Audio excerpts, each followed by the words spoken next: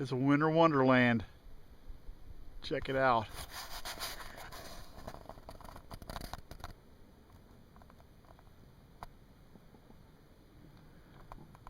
We had us a little blizzard come through.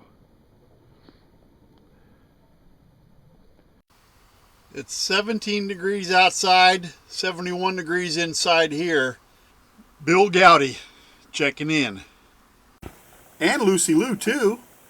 That blanket is from Booger. Booger 500 US, I do believe. She made that. And I tell you what, in conditions like this, Lucy likes that extra warmth. With the weather outside this frightful, I'm going to be cooking something nice and delightful. I'm making a Brussels sprout casserole. Some veggies, some cheese, some French's crispy fried onions. It's all low carb. Put it all together, mix it up, place it in a cast iron skillet, put the whole skillet in the oven.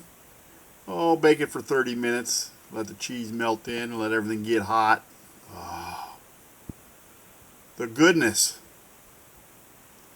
I want to thank you for watching. Bill Goudy out.